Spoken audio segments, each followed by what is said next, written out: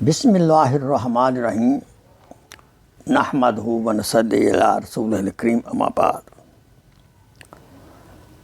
حضرت رابعہ بصریہ رحمۃ اللہ علیہ کا انداز نصیحت عجیب تھا۔ ایک دفعہ وہ کہیں کھڑی تھیں، ان کے قریب سے ایک نوجوان گزرا جس نے اپنے سر پر پٹی باندھ رکھی تھی۔ کہا، بیٹا کیا ہوا؟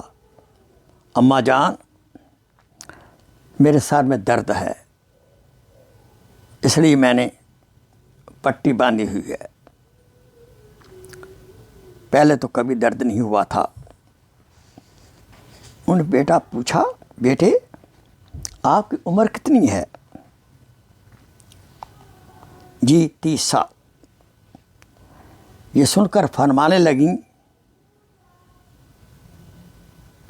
تیرے سر میں 30 سال تو درد نہیں ہوا، اب پہلی دفعہ ہوا ہے۔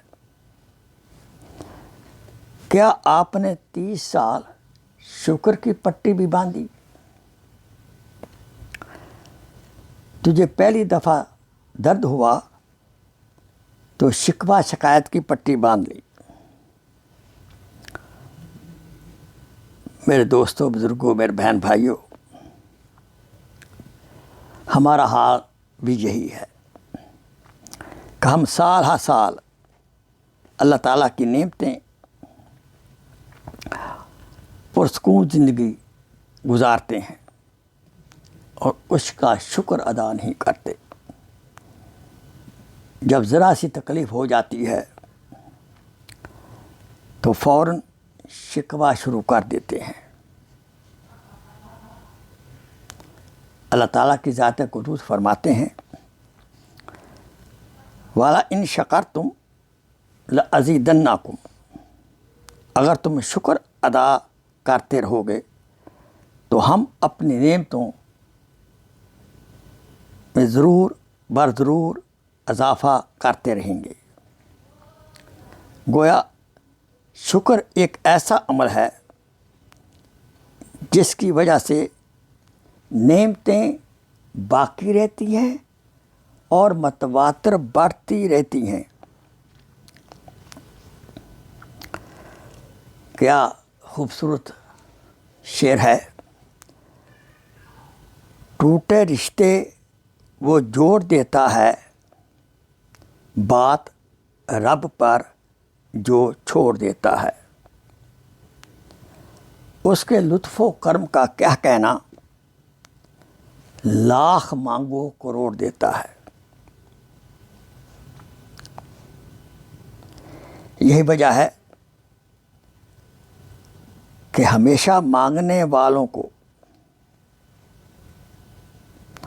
اپنے مانگنے میں کمی کا شکوہ رہا ہے، جبکہ دینے والے کے خزانے بہت زیادہ ہیں اور مانگنے والوں کے دامن ہمارے چھوٹے ہیں جو کہ جلدی بھر دیتے ہیں۔ لہذا اپنی زندگی شکر کی کیفیت میں گزارنی چاہیے۔ انشاءاللہ اللہ تعالیٰ اپنی نعمتیں قائم بھی رکھیں گے اور بلکہ اس میں اضافہ کریں گے۔ اللہ تعالیٰ ہمیں پربہار، خوشگوار، شکر سے بھرپور زندگی گزارنے کی توفیق عطا فرماوے۔ وآخر دعوانا ان الحمدللہ رب العالمین۔ Please share this video as a صدقہ جاریہ۔ جزاک اللہ خیر۔